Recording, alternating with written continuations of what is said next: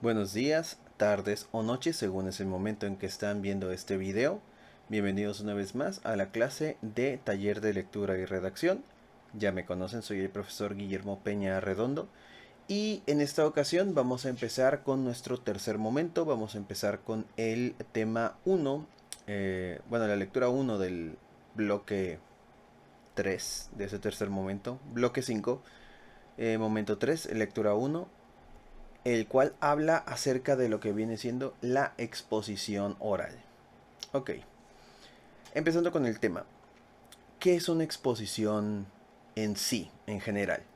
Una exposición es el acto o es el hecho de mostrar y más que nada dar a conocer eh, algún objeto, algún producto y en muchos casos, como en el ámbito escolar, algún tema. Eh, Hablar acerca de de una materia, de un problema de la sociedad, cualquier cosa que pueda ser tratado como un tema es llevado a cabo mediante una exposición, como lo dice de esta manera, exposición oral. ¿Por qué oral? Porque muchas veces algunas cosas como objetos o productos se exponen más de una manera gráfica. Es decir, basta solamente con verlo para que todos se den cuenta de qué es lo que estamos mostrando. Sin embargo, cuando hablamos de un tema, supongamos un tema de historia o un tema de ciencias naturales, de biología o de química, tenemos que darlo a conocer de manera oral, explicándolo con nuestras palabras y hablando acerca del tema a las personas que van a escuchar acerca de este tema. Ahora bien, cuando hablamos de exposición, la mayoría de nosotros piensa o se remite a, no sé, cinco o seis muchachos parados enfrente de un pizarrón, hablando y hablando y hablando con una cartulina mal hecha, mal escrita y donde no se les entiende nada, o básicamente como muchos lo ven es ese momento en la clase en el que el profe no quiere dar clases y nos va a poner a hablar del tema. Es más profundo que eso, aun cuando sí es cierto que se ve como un recurso muy barato para que un profesor no dé su clase o no hable del tema. Sin embargo, no se trata de eso, sino que se trata de que el alumno se involucre con el tema y vaya aprendiendo a hacer una exposición. Ustedes de secundaria probablemente ya están acostumbrados un poco a hacer exposiciones. En preparatoria se llevan a cabo exposiciones un poco más serias, por así decirlo. Ya se van haciendo más centradas en el tema. Y si llegan a universidad, cuando lleguen a universidad ustedes van a ver lo que son las exposiciones más formales, en las cuales los profesores les piden que vayan vestidos de cierta manera, de una manera formal o elegante para exponer y hagan una exposición que logre captar la atención del público, es decir, de su salón.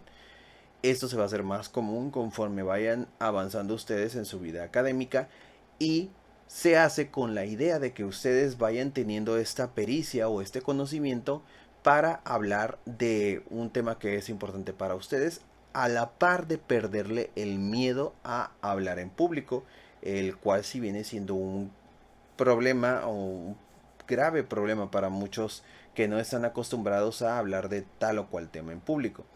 Ahora bien, una exposición no tiene por qué ser forzosamente con cartulinas y leyendo del libro, que es una manera, si bien que te saca del paso de una exposición, es una forma muy pobre de hacer una exposición. Una exposición oral es apropiarte del tema, leer acerca de él y simplemente darlo a conocer al público, a tus interlocutores, explicar todo de cabo a rabo. Hablar desde de qué trata el tema, cuáles son sus puntos a favor, cuáles son sus puntos en contra y cuáles son las conclusiones a las que se llega. Y esto varía dependiendo del tema del que estés hablando. Si estás hablando, por ejemplo, de la drogadicción, evidentemente vas a hablar acerca de todos los puntos en contra que tiene y cómo combatir las adicciones o cómo evitar las drogas. ¿No? No vas a hablar de puntos a favor, a menos que tu exposición no sea sobre la drogadicción, sino sea la utilización de drogas en el ámbito médico. O puedes hablar también acerca del aborto y ahí sí vas a dar puntos a favor y puntos en contra. O puedes hablar, digamos, acerca de la contaminación y vas a hablar acerca de alternativas para no contaminar. Como les digo, depende el tipo de exposición del que vayan a hablar. También puede que solo hablen, no sé, en alguna clase de biología, hablen de alguna especie de animales y solamente van a describir sus características sin hacer una comparación o sin hablar de puntos a favor o puntos en contra, nada más exponiendo, es decir, mostrando y dando a conocer. Para dejar un poco más en claro con la definición que viene en la guía didáctica, dice más exactamente de esta manera: la exposición oral es una presentación que puede ser individual o colectiva ante un público de algún tema sobre el cual se ha investigado y se tiene alguna información útil que compartir o donde simplemente se explica un asunto. La exposición se hace en voz alta ante un auditorio. Aquí tiene lugar una situación en la que el público oye y ve al expositor, es decir, a la persona que habla. De ahí la importancia que adquieren aspectos como la pronunciación y la entonación, por una parte, y los gestos por otra. El orador debe procurar que su pronunciación sea nítida y su entonación adecuada a los contenidos que expone, y ha de emplear los gestos con mesura de manera que sirvan para recalcar y apoyar lo que está diciendo. ¿Qué quiere decir? Cuando vas a exponer tienes que hablar de una manera clara y no sé si lo hayan notado, pero cuando habla, por ejemplo, un político o alguna persona que hable en público, no habla de la misma manera que cuando platicas con otra persona, sino que hace ciertas entonaciones. Eh, Eleva la voz en algunos puntos, baja la voz casi hasta ser inaudible en otros puntos, luego habla muy rápido, luego habla muy lento. Esa es la entonación y la entonación ayuda mucho a lo que viene siendo la exposición. Como les digo, no solamente es pararse enfrente del pizarrón a estar leyendo o medio leyendo una cartulina. Um, Un elemento indispensable para realizar una exposición oral es el guión. Esa es una parte que casi nadie les dice cuando les piden una exposición. Este es un esquema con el que se recogen los puntos esenciales que se van a desarrollar en una presentación oral, es decir, es un instrumento valioso pues nos permite seguir en la presentación de las ideas en un orden jerarquizado, a la vez que reduce las posibilidades de que olvidemos algunos puntos. ¿Qué quiere decir esto? Que ustedes antes de hacer una exposición, y eso es como consejo general para cuando vayan a hacer una exposición, deben de ver qué parte le toca decir a cada quien, pero aparte llevar un orden en aquello de lo que van a hablar.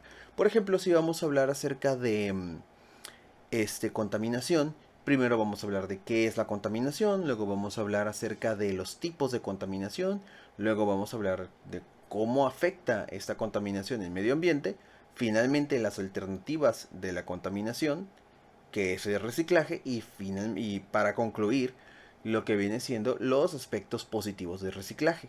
Entonces, si tenemos 5 puntos de los que hablar, simplemente le vamos asignando cada uno de estos puntos a los miembros de nuestro equipo, suponiendo que sean justamente 5 personas.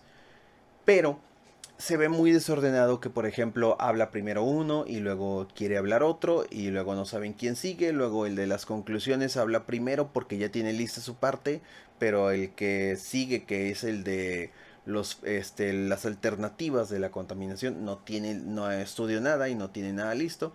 Entonces se pierde un poco lo que viene siendo el ritmo de la exposición. Aquí en la lectura, como pueden ver que viene a partir de la página 129, les dan algunos puntos para armar un guión de una exposición. ¿Sí? ¿Cuáles son los puntos para ir armando su guión de exposición y que les servirá para hacer una exposición de una manera más ordenada en futuras ocasiones? Estos puntos sí les recomiendo que, aunque no les voy a pedir exposición de momento, los vayan guardando o los vayan copiando en algún lugar donde ustedes sepan para que vayan teniéndolo como punto de referencia. En alguna otra ocasión un maestro de ética o de historia les pide una exposición, ya tienen aquí ustedes su guión de cómo armar una exposición y la pueden hacer más rápido, aparte de más fluida, no como siempre están acostumbrados a hacerla o como los acostumbran, porque realmente también a veces los profesores mal acostumbran o mal acostumbramos a los alumnos pidiéndoles una exposición de cualquier cosa y aceptando lo que sea que hagan. No, estos puntos que vienen aquí les van a ayudar mucho a que ustedes aprendan a armar una mejor exposición de una forma más detallada. Viene punto como elegir el tema sobre el asunto en que se desarrolla la exposición, las fuentes de información, es decir, de dónde voy a sacar mi información, de internet, de algún libro, de una guía didáctica. Son los datos que obtienes de libros, revistas, páginas de internet que nutrirán la información. Luego el propósito, definir el objetivo de la exposición, dar respuesta a él para realizar la presentación. Es decir, ¿qué quiero lograr con mi exposición? Mi exposición es sobre el aborto y quiero que la gente se ponga en contra del aborto. Entonces tengo que mostrar puntos que hagan que la gente se vaya en contra del aborto. Si termino convenciéndolos de que o hablándoles de las ventajas de realizar un aborto, pues entonces va a ser contraproducente mi resultado. Del mismo modo, si quiero convencerlos o hablarles acerca de por qué se debe legalizar el aborto y les termino metiendo más miedo de lo que es el aborto, pues entonces igual va a ser contraproducente. Depende de cuál es el objetivo que quieres tú con la exposición. ¿Cuál es el objetivo que persigues? Es una pregunta que debes de hacerte. ¿Qué quiero lograr con esta exposición? Y dependiendo de lo que quieres lograr, es lo que puedes hacer con la exposición. Finalmente el contenido. Organizar los subtemas, así como las ideas principales del tema a explicar. Es la parte en la que básicamente se divide en el trabajo. Yo abro con el tema, tú sigues con este subtema, tú hablas de este subtema y tú hablas de este subtema y al final hacemos una conclusión entre todos.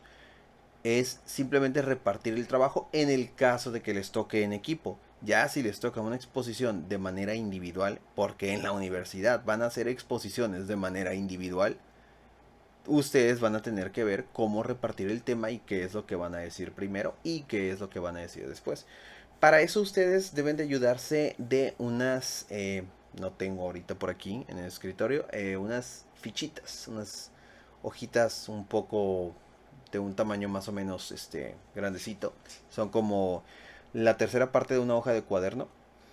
Estas se llaman fichas bibliográficas. Ustedes pueden utilizar esas fichas y hacer sus apuntes de los temas de los que van a hablar para tenerlos como apoyo a la hora de hacer una exposición.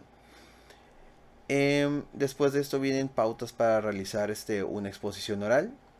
Estas pautas son más que nada como consejos, ¿no? O sea, como una serie de consejos que deben de seguir para que la exposición salga de una mejor manera. Por ejemplo, ahí se conviene que en el curso de la exposición sigas el esquema y orden del guión, no saltarte el guión, no ignorarlo por completo porque es el que te está guiando. Otro dice deberás iniciar la exposición de una manera que resulte atrayente para el público. Esa es otra parte importante, debes atrapar al público desde un principio. Si inicias tu exposición de una manera en la que pues, 4 personas enfrente del pizarrón y empiezan presentándose, buenas tardes compañeros, nosotros somos el equipo número 3 y venimos a hablar del tema. No, esa es una manera muy aburrida de empezar una exposición. Ustedes tienen que ver cómo atrapar al público con su exposición. Y vienen otras tantas como cuidar la forma de expresarte, la corrección, la claridad, la sencillez. Es necesario que estés atento a las reacciones del auditorio para acomodar tu intervención e interesarlo. Es decir, fijarte que el público no se te esté durmiendo.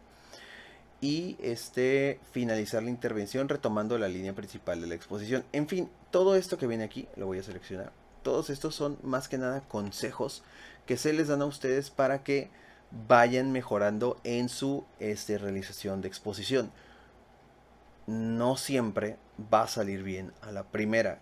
Creo que todas las exposiciones que yo hice a lo largo de mi vida como estudiante, hasta la última exposición que hice en universidad, fue la que mejor me salió, porque la verdad es que cuesta mucho perderle el miedo al escenario, cuesta mucho perder el miedo a hablar frente a los demás. Y además, es mucho ensayo y error, ver qué cosa me sale bien, qué cosa me sale mal y cómo ir mejorando estos pequeños detalles. Y de hecho creo que todavía ni siquiera estoy 100% listo para hacer una exposición frente a un auditorio grande. Ya es cuestión simplemente de práctica. Por último, vamos a ver las distintas formas de exposición y es en esto en lo que va a recaer la tarea. Ustedes van a hacer en base a esto un, creo que es mapa mental o mapa conceptual. Ahorita voy a ver en la tarea acerca de las diversas formas de exposición. Para esto las voy a abordar brevemente para que ustedes lean a fondo en qué consiste cada una de estas. Ojo, todas estas son diferentes maneras de hacer la misma cosa que es la exposición oral. La primera que tenemos es una mesa redonda. Una mesa redonda consiste en simplemente invitar a una serie de personas que hablen o conozcan de un tema y den un punto de vista distinto acerca de este tema, ¿no? Se dice así que se pone el tema en la mesa y cada quien va hablando de ese tema, hablando desde sus diversos puntos de vista. No es tanto como un debate, no se dan puntos a favor o en contra, más que nada cada quien habla de la experiencia, desde su experiencia, y como ya dije, por lo general este tipo de exposición se lleva a cabo con expertos en el tema. Usualmente, creo que antes en la televisión había una hora dedicada a mesas redondas acerca de temas políticos, parece que ya no los hay. Pero antes sí se podían ver que interrumpían la programación para hablar acerca de temas políticos en una mesa redonda discutiendo acerca de un tema de política y eran puros expertos que sabían de la materia y sabían de lo que estaban hablando. Otra que pueden ver, bueno, más para los muchachos que les gusta más este tipo de medios de información, es en las mesas redondas acerca de deportes. Muchas veces después de un partido de fútbol o después de una pelea de boxeo o cualquier evento, ¿no? Es Super Bowl o cualquier otra, va una serie de periodistas y deportistas que saben acerca de, o directores técnicos que saben acerca del tema y entre todos se ponen a discutir cómo fue el desempeño de tal o cual equipo, por qué se dieron esos resultados, qué fue lo que se pudo haber hecho diferente.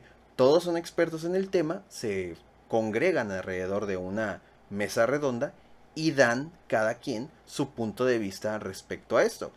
En los medios de comunicación últimamente hay demasiada tergiversación de lo que es una mesa redonda en cuanto a deportes, pero es para que se den más o menos una idea, ¿no? Cómo se lleva a cabo una mesa redonda con gente que es experta en el tema.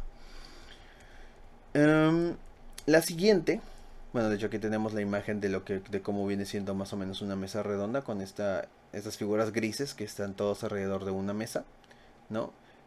A veces hay un moderador, una persona que está asegurándose de que los que están en la mesa redonda no vayan a discutir entre ellos, porque se llega a dar el caso que se calientan los ánimos y empiezan a pelear un poco. Entonces hay una persona designada como moderador, que es el que le da la palabra a una persona y le marca pausas a otra cuando está pues saliéndose de línea de lo que están hablando. Eh, Después de esto tenemos lo que viene siendo el foro, un foro de discusión. En internet eran muy famosos los foros de discusión que estaban basados en lo que era un foro real, un foro físico de discusión. Un foro básicamente es casi igual que la mesa redonda. Un grupo de personas se congrega en un lugar. Nada más que la diferencia aquí es que no todos son expertos en el tema. Hay gente que quiere ir a aprender del tema y también puede participar en ello. Supongamos que hacemos un foro en el salón de clases acerca de lo que viene siendo lo que viene siendo el empezar un pequeño negocio. Empezar una tienda, empezar a trabajar en esto, o empezar a trabajar, abrir tu propio negocio de cocina o abrir tu propio negocio de abarrotes, de lo que sea.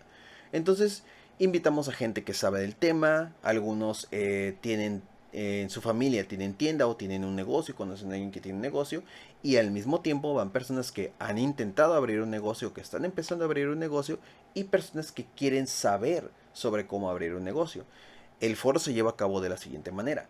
Hay también un moderador, el moderador expone el tema y a partir de ahí cada quien empieza a hablar y dar su punto de vista de su experiencia personal sobre el tema. La diferencia con la mesa redonda es que, primero que nada, en la mesa redonda literalmente se sientan los expertos alrededor de una mesa, y en el foro no. En el foro están sentados en filas, o a veces están sentados en círculo, o están sentados en líneas distintas, ¿no? O todos enfrente del moderador, y el moderador va hablando del tema y dándole la palabra a la persona que así lo solicite. De igual manera, cuidando que todo sea una discusión amena, que no se vayan por otro lado, que hablen de otro tema, que no se insulten y demás cosas.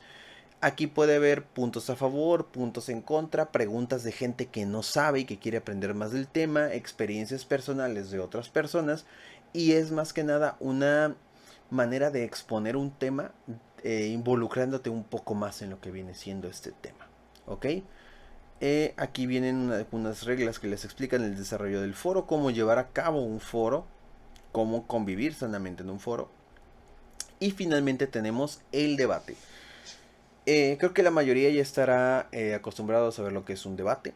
Un debate es básicamente se toman dos posturas, gente que está a favor y gente que está en contra de un tema. Digamos redes sociales, ¿no? Facebook, Instagram, Twitter.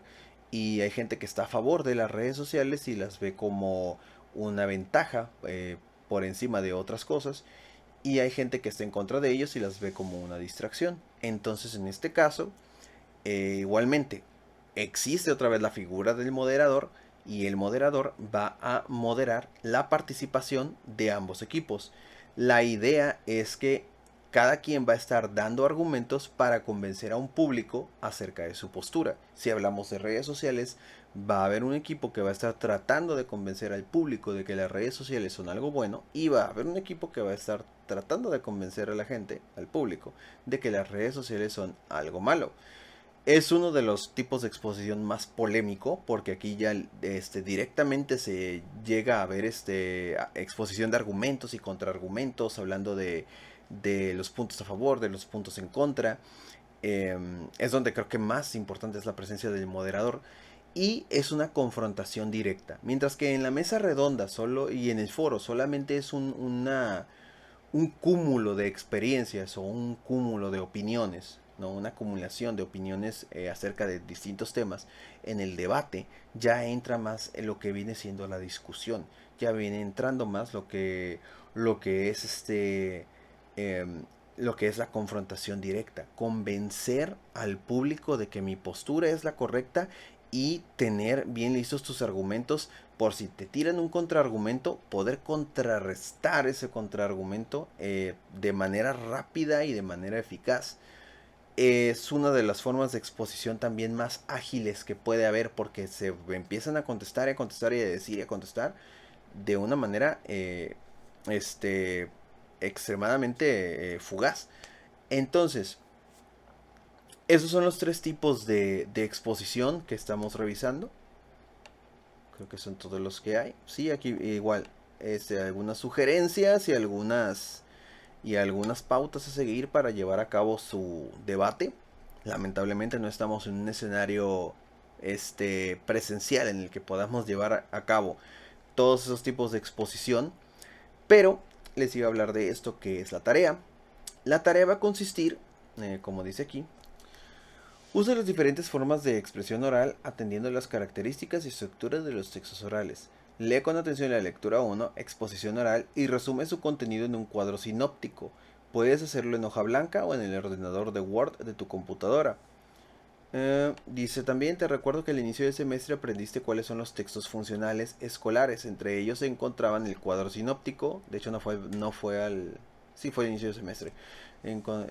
Cuyo propósito son la determinación de los elementos esenciales del texto en cuestión, y por otro lado la representación esquemática de las relaciones que se establecen entre esos contenidos. Con la siguiente imagen seguramente lo recordarás y podrás realizar esta actividad más fácilmente. Para que no se hagan muchas bolas, nada más esta imagen van a llenarla con lo que son las exposiciones orales, lo que viene siendo la mesa redonda, el foro y el debate. Y aquí van a poner sus pautas y sus reglas, van a ir dividiendo cada uno de desde sus ideas generales hasta sus ideas principal, sus ideas complementarias y sus detalles. Ok, es para que no se confundan mucho, solamente es un referente gráfico que ustedes van a tener de los distintos tipos de exposición oral. Ok, entonces creo que me extendí un poco más de lo que debería haber sido este video. No sé cuánto tiempo vaya a durar, espero que sea unos 10 minutos, parece que media hora. Ok, entonces muchachos, eso es todo. Y más tarde, bueno, después de ver este video, más tarde van a estar teniendo su tarea asignada en Teams. Ok, entonces los veo luego y espero que estén bien. Cuídense, hasta luego.